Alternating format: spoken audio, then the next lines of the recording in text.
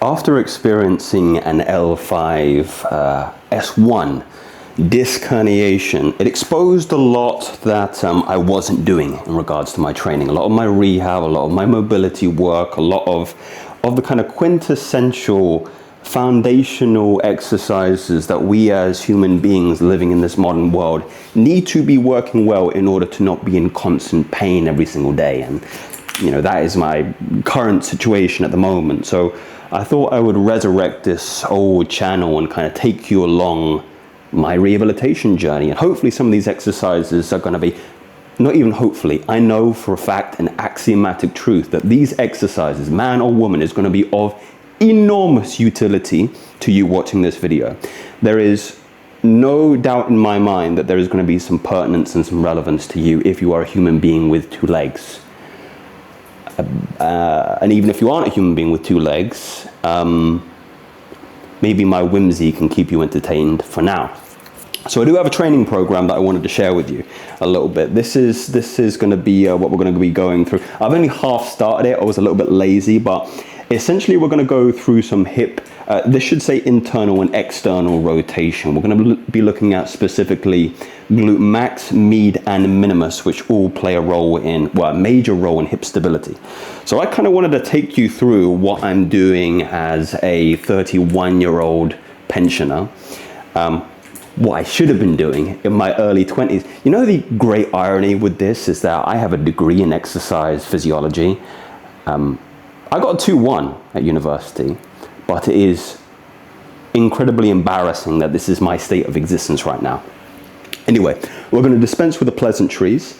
One thing I should preface, actually, if there's old subscribers coming back to the channel, obviously you know me from my main channel, but this is going to be a lot more raw, unedited, just kind of yeah, more whimsical, more playful, more kind of exercise-based and exercise-focused.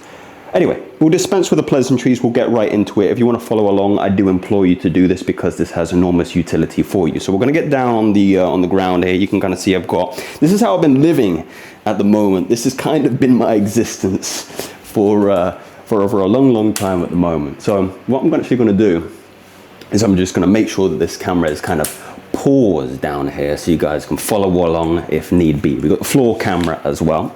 But we're going to begin with some hip 90-90s. This is excellent for kind of finding your range of motion, both internal and external rotation. I was going to mention as a kind of preface to this that I am living in Bangkok. It's the middle of summer.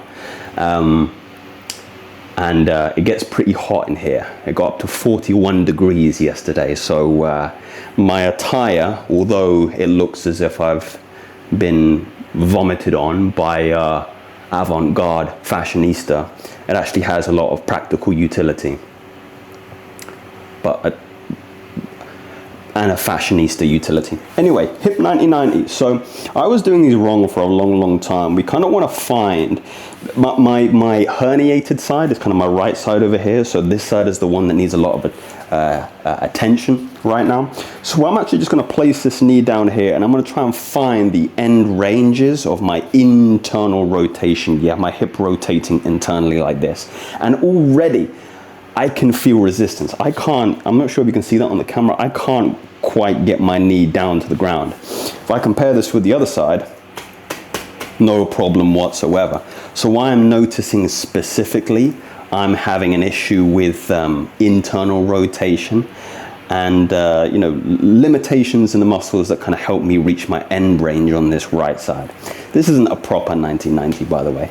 I can almost hear all of you screaming on the other side that I need to be upright. And again, we're taking the muscles through that range, trying to keep that torso upright and really letting those knees kind of drop here and pushing that knee down into internal rotation and also pushing this back hip forward. And I'm just warming up.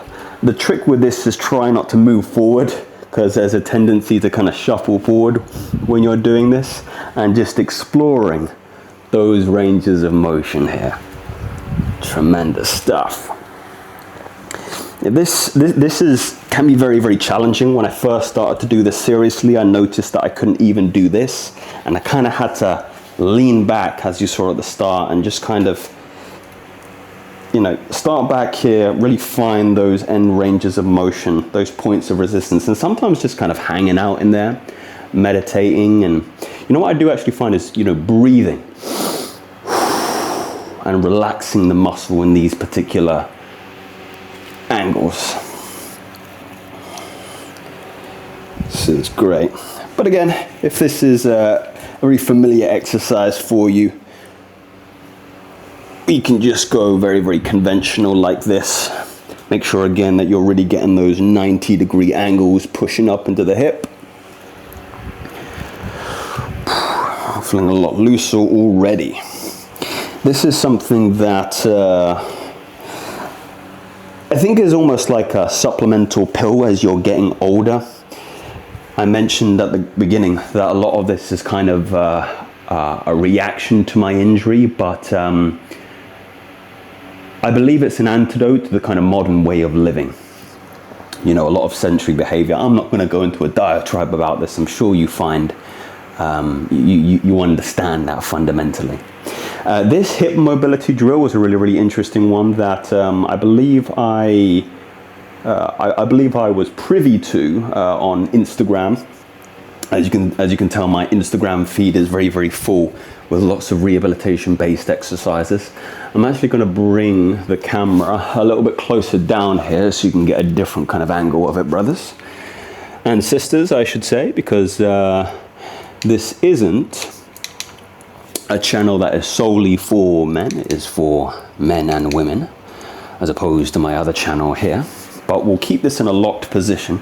We'll do one more hip 90-90 actually, because you can never do too much mobility. Famous last words until something tears here. I'm also realizing that this is perhaps not the greatest angle as I'm showing you a little bit of the crown jewels. But yeah, really tremendous exercise for the hips. Another really, really good one, more on the kind of external rotating side, is this kind of drill. So we're going to start off in a kind of pigeon pose here. So I want to get this left knee in front of me. I want to make a right angle, 90 degrees and 90 degrees over here as well.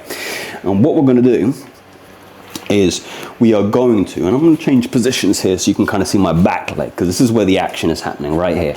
I want to bring this back leg off the floor, but I want to keep the knee on. So that is internal rotation. That's kind of like my max here. And then I want to bring my right knee off the floor. That's abduction. I'm taking my hip away from the center. And then I want to extend the knee out here. And then I want to externally rotate the hip. Internally rotate the hip, right? All the way. Feel that tension. This is the difficult drill, by the way. Flex the hamstring, right, back to 90, drop the knee back down, then drop the ankle. This is a tremendous, I'm going to go through it specifically, what we're targeting here, right? I'm going to try a different angle over here so you guys can kind of see. So what we're doing, again, we want to get that 90. Feel free to follow along here, ladies and gentlemen. I want to internally rotate, internally. I'm trying to drive that knee and bring that heel up towards the ceiling. Whoo, that is tight there. And then what I'm going to do, I'm going to bring the knee off. That's abduction. I want to flex forward, and then I want to externally rotate the hip. Whoo, back in. Flex the hamstring, knee down, heel down. Whoo. That's a really, really good one. Now we need to do two sides for the other side. Again, remember that a lot of pain is a consequence of asymmetry, right? Meaning that we're maybe stronger on the right side comparatively to the left. So we have to do our due diligence on both sides. This is our medicine. This is our daily hygiene, right? Let's go for internal rotation, abduction, flex the quad, externally rotate, internally rotate, flex the hamstring. Then we're going to drop the knee, and then we're going to drop the ankle. So much easier on this side, you can see I'm far less restricted. Internally rotate, abduction, flexion, external rotation, internal rotation, flex the hamstring, drop the knee, drop the ankle. Wonderful, wonderful, wonderful. I could probably do a couple more like this.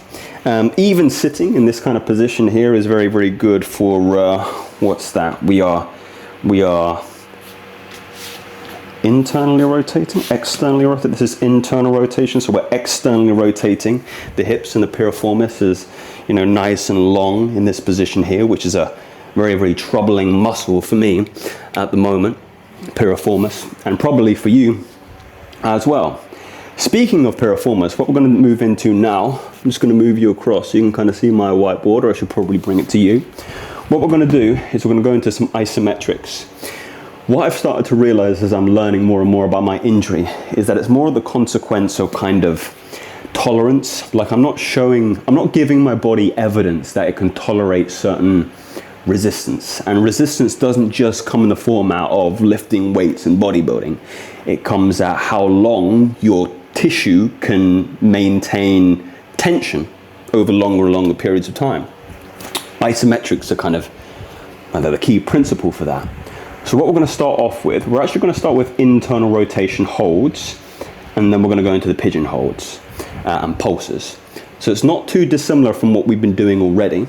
So I'm just going to kind of take you through it. I'll reposition this so you guys can kind of follow along. Okay, so same position. We're going to find that 90-90, right? This time though, we are going to hold this position for 30 seconds. So we are going to internally rotate, and we're going to hold. And we're going to hold that position. You're going to notice that this muscle is going to start to cramp here. Internal rotators, specifically what's happening here is glute minimus, which is going to be really important for, again, rotating that femur inwards. And I want to keep that nice and high, that heel nice and high. And I should feel all the tension in this kind of area here. Yeah.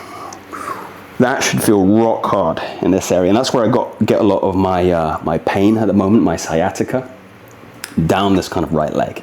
Hold it in this position here. And then what I'm going to do is I'm going to add abduction into it, and I'm going to hold it here. I'm going to hold it here in this position. Hold it, and again, make sure that heel is coming up. So this is abduction and internal rotation at the same time, holding it, holding it, holding it. And then we'll release. Woo! That's it's an intense one, especially for me at my stage. We're going to do the same on the other side. Let's start off again with internal rotation, bring it up, holding. You can add a little bit of kinesthetic action, give a little bit of a tap here, let your mind-muscle connection make that link. Internally rotate in. And then we're going to add abduction as well with the internal rotation. Hold it, hold it, hold it. Tremendous. Okay, we'll get some timers on, I think, in the future, just so you guys are following along. What we're going to do now is we're going to transition into some pigeon pulses. One of the utilities of doing these exercises prior to is just to get a lot of blood and a lot of warmth in the muscle. So it's not cold and it's not inflexible and it's not going to tear, and we're not going to incur any kind of other injuries. Now what I like to do with a pigeon is first and foremost put one of these little sliders. You can use some clothes, but as long as it kind of slides on the floor, it doesn't really work too well on the yoga mats, but you kind of get the idea here. I want to put that on my back leg. I use these yoga blocks sometimes because this one is very, very demanding in terms of balance. So you really have to kind of work hard to keep your center. I put one, what leg we're going to start off first. Let's start off with the injured side. So I want to come here, get that knee forward, and I usually rest this heel kind of on the opposite hip. You can kind of see that here, that heel resting on the opposite hip. And I can already feel, but you should already feel a stretch in this side of the hip. It will be a lot easier from the other angle when I switch sides, but just to kind of give you an idea. And these blocks are very good for balancing, and I'm trying to find that kind of tension point here. And then once I find it, I actually want to push my hips kind of as low as I can to the ground till I find that that real stretch on the kind of external side of my hip. And then what I want to do is I want to kind of push my knee into the ground. And that kind of slight raise up, that's where I'm starting to get, still a lot of the glute work, glute max and glute min will be involved in here. But I'm more specifically thinking about my piriformis, the external rotators of my hip. Yeah, the sciatic nerve runs, it really depends on genetics, but the sciatic nerve can actually run through piriformis or it can miss piriformis. So usually that's a problem area for a lot of people having this kind of pain. So I want to kind of stay in this area here, push up until I feel that hold, and I want to stay here. I want to stay pushing this knee, hopefully you can see, pushing this knee into the ground, and I can even hold my hands back here so I'm not tempted. And we want to hold that for approximately 30 seconds. Even this is very, very, very demanding. Again, I'm really thinking about pushing the floor away. I'm kind of thinking about pushing the floor away and kind of swiping it to the right. So I'm using my knee and I'm kind of sweeping it this way. I'm kind of sweeping it this way. And that's piriformis. I've added some pulses in here as well because that can kind of allow you to find that kind of muscle we want to work on. Woo! Very, very challenging. I should say at this point I herniated my disc at the end of January, and the time I'm recording this is actually May the 1st. So it's been a long, long while, but anybody who's had the kind of injury that I have, a full herniation, by the way, full prolapse of the intravertebral disc material confirmed with an MRI, takes 9 to 12 months to fully recover from an injury like mine. So it's very, very demanding.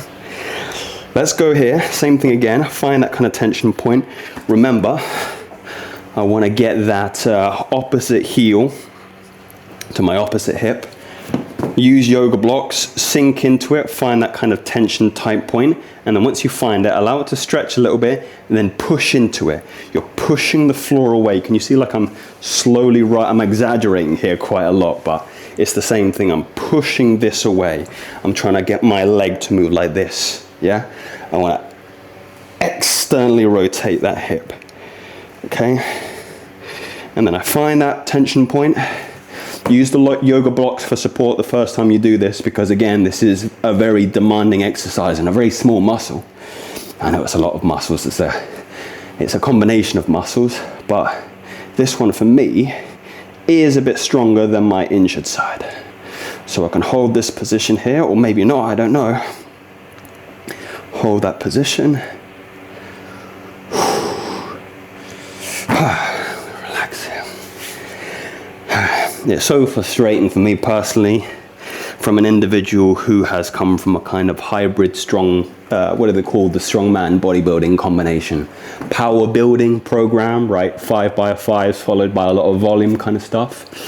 How strong I used to be comparatively to, you see it kind of, I'm sweating, glistening.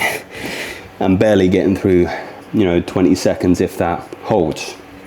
So I really am humbling myself with these videos and showing you that I didn't do my due diligence, and now I'm paying the tax that I should have paid. Pay your taxes. I do pay my taxes, I should say. Now, we've kind of reached most of the end here. What we will do is actually we'll run through the isometrics one more time so you guys can kind of follow. And then I think at the end, I'm just going to show you some cool stuff with QL, which is the Quadratus lumborum. Very, very important muscle equally for kind of posture and stability, and again, just not being in anguishing amounts of pain.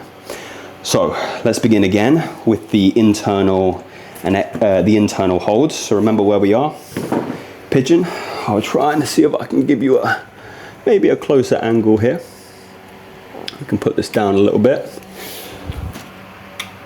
This almost feels like a vlog, doesn't it? So what we're going to do is I'm going to go from this angle here, right?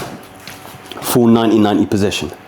I want this heel up towards the ceiling, up. This should be very, very tight and contracted right now. Okay, that's glute minimus. Internal rotation, yeah, I'm I'm turning that knee into the ground. I'm holding it there. I want to get that heel to the ceiling, heel to the ceiling. You can even, add a little bit of pulsing here that kind of helps you explore the end ranges of motion, right? And then what I want to do is I want to add into some abduction, yeah? I'm abducting. I remember in physiology school they said it's called abduction, and you can think about aliens, abduction. It takes away from the center, right? I'm trying to take my leg away from the center and hold it out here. It's almost like a dumbbell lateral raise, holding it out here. And then I want to maybe even make this more challenging. I could extend, so I'm adding more resistance in the form of a longer lever. So my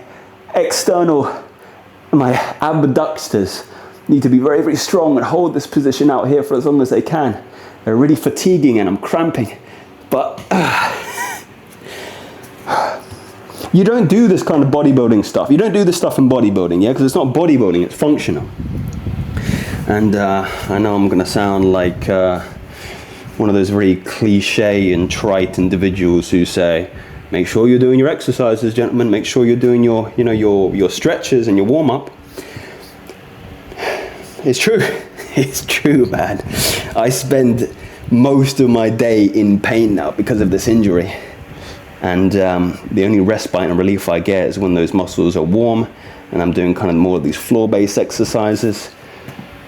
Internal rotation of the opposite side, abduction of the hip. Hopefully I'm not showing you anything that YouTube would deem explicit. Those who know me I'm formally against that kind of stuff. Holding abduction, adding more levers to it. So, that cramp is really, really bad. Right, let's do some more pigeons while we're here. And I'm actually going to change the angle a little bit so you can kind of see. So, same thing again. Remember, if I want to work on this side, right, I want to work on this side. So I want to get this knee in kind of this position here. Yeah, and I want to get this ankle on the opposite side of my hip. And then I'm going to pop that slider on my left foot just to give me a little bit more wiggle room when I'm doing this exercise. I've got my yoga blocks to kind of keep, some pressure off my piriformis when I need to.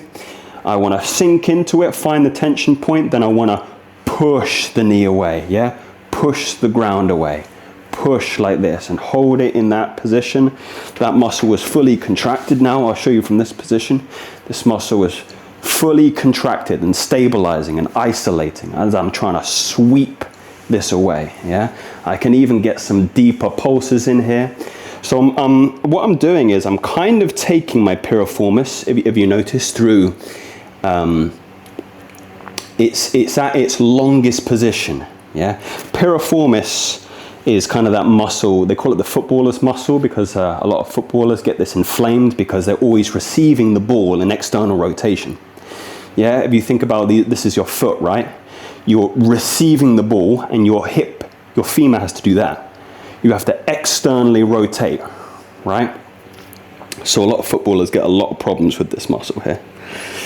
And this muscle is coming nice and warm now. So I can even like sit the hip back a little bit and just explore. Yeah, I wouldn't even really call this an isometric. It's more, again, just mobility, exploring the ranges of motion and showing my body and my hips specifically that it's okay for it to experience load and tension in a lengthened position. Yeah, think about that. All exercise really is, ladies and gentlemen, is giving your body evidence that it is stronger or that it needs an adaptation. Yeah, so what I'm doing is I'm just trying to show my body, yeah, evidence that it can handle this. Yeah, it can handle, my piriformis right now on my left hand side can handle being in a lengthened position and also in an isometric hold. Yeah, it's taking the whole weight of my body onto my external rotators. Yeah, and I'm just pulsing up and down on them. Pause, I should say, by the way. Okay, so a lot of external stuff, some internal rotation as well holds. I'm going to lay off the hips because one of the things that I need to do, ladies and gentlemen, is I need to be very, very delicate about how much tension and load I give my kind of hips at the moment, as you can imagine. So what I'm going to do is I'm going to focus on some other really important muscles as well, and I'm going to write it down so we're all following along together. They're the same muscle, but you have two of them. One of the most overlooked muscles in my personal estimation, by me as well, is the QL, Quadratus lumborum, okay? I'm just gonna do quad L, right? Now, we're gonna do actually some reps. We haven't done any reps yet, right? Any traditional reps. So what we're gonna do is, we're gonna do some side bends. Okay, I'm gonna do some side bends, and we're gonna do some side crunches as well. Now, if you don't know what QL is, I'll draw you a very crude diagram. Okay, so what we're gonna do is, you can imagine this is kind of like let's do this, right? So this little square, this is your pelvis. I'm looking at somebody from the back. Keep your mind clean, right? Now let's imagine this is the vertebral columns. Yeah, vertebral columns going up, up, up, up, up, up. And let's say these are your ribs. Let's do like ribs like this. Yeah, ribs like this. Let's say you have 7 ribs, and that's your head, right? We don't really need to worry about that. Okay, you can kind of see that. Now QL, where's my red pen? QL is really, really interesting, because when people talk about core, like this is core, right? Core isn't your abs. Core is this, right? QL sits here. So it actually attaches from your bottom rib to your pelvis.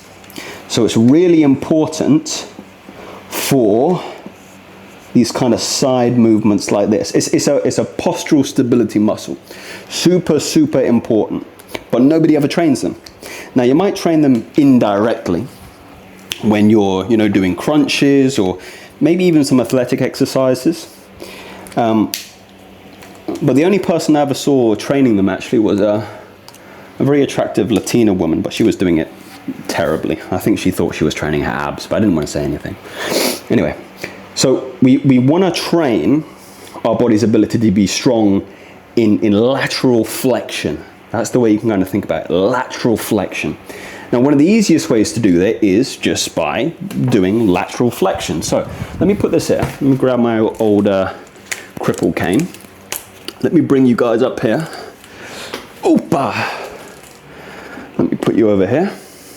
So, one of the exercises that you can start off with, and one of the exercises I started off with, right, was literally body weight. So if I want to train my QL on this side, what you can do, I should probably be holding the cane in the other hand, but maybe I'll drop it for now. I can actually use this as a kind of dowel rod. Is I want to have this hand on the side, and all I'm doing is I'm just sliding that hand down, getting my ear down, and this QL is stretched, right? It's lengthening, and then I'm feeling that stretch right deep next to my spine, and then up. Yeah, opposite side, just slide the hand down, make sure the ear is following, and up. Yeah, so those deep flexors in the back, yeah, parallel to the spine, they're getting some stimulation. Now that doesn't do too much for me. I would actually like to add some weight so you guys can kind of see a proper effect. But what I'm going to do instead is I'm going to show you that I have my own back extension machine over yonder. I'll bring this one over as well so you guys can kind of see. But honestly, I'll talk about back extensions in another video, ladies and gents. But this is one of the most important exercises that you can ever do. One of the most important machines you could ever have in your house. Purely because the extensors of the back are so important in modern living now, because everybody's on their computers and everybody's on their phones, right? We live in a kyphotic, inducing culture, which means, and there's nothing wrong with that, by the way, there's nothing inherently wrong, but there is something wrong about chronically living in kyphosis. What we want is equilibrium. What we want is balance. So what we need to do is, if we are going to spend, 60, 70% of our day in a kyphotic posture, that's excessive. That's kind of brutal, right? That's aggressive. But we want to be brutal and aggressive in the opposite direction if we are going to do the former, which is be in kyphosis. Look, I work a lot on the computer. I like playing some, games and watching some Netflix now and again. And I noticed that my extensors in the back are very, very weak, and they have to be strong. Anyway, another video. Leave me a comment if you want to hear more on that. But we're talking about QL right now. Now, I would actually recommend you start with an ISO hold when you do QL. So let's start with my injured side, right? This is my injured QL, and I've noticed it's injured because it's tighter. And if you do this exercise, you'll notice it's tighter. Now, you want to get your feet in the stirrups here if you're riding a horse. And all you're going to do is you are going to allow yourself to lean over, and then it's that side that's contracting, right? I'm trying to hold this position here. You can even hold your hands over your head to kind of add more leverage to make it more resistance. But what I can do now is I can hold my hip, and I just want to reach my hand down, touch the floor. That's my QL in the longest position. It's really tight. And then squeeze the QL, contraction. Lengthen the QL, touch, contract QL. 2. Lengthen QL, contract QL. 3. Lengthen QL, contract QL. What was that? 4. Lengthen QL, contract QL. 5. Right. That's difficult. It's a very, very challenging exercise. Remember, the whole of most of my upper body weight is going on QL on this side, right? So this muscle is going to be very, very strong.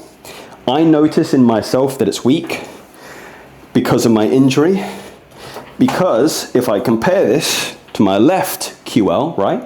If I go down here, touch, 1. I go down here, touch, 2. Down, 3, down, 4, down, and 5. A lot easier. I'm noticing that my ability to, what would you say? My ability to exercise effort is greatly reduced on my right hand side, just because the muscle is so fatigued and it's so weak and it's so tight and it's so chronic. Like, this is the muscle very close to my injury. So I know, right, for a fact that my body is kind of in protection mode, right? It's scared that I haven't built up the credibility yet to do an exercise like that. So it's still kind of holding on. A lot of injury prevention and rehab stuff is just about kind of building trust again with your body. Like, my body doesn't trust me at the moment. I don't know why, that hurts me inside, that my body doesn't trust me. And it's right? It shouldn't trust me because I've given it nothing to trust me. Yeah? I'm not giving my body ever. The only rehab I've been doing is the one that you're seeing me do now. And that was after my injury. Yeah? And how, for however many years have I been bodybuilding and lifting weights and strength training to the point where,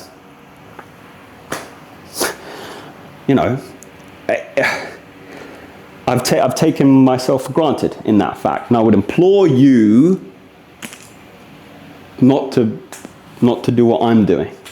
Do these exercises. And they don't take very long. Look, how long is this video going to be? It's probably not going to be very much longer. Yeah? So let's come back down here and let's do one more set just to kind of lock it in. Again, I'm trying to build trust. You want to build trust with your body here. Every single rep, I'm kind of whispering to it. I'm going, it's okay. It's okay. Look, I'm sorry I betrayed you.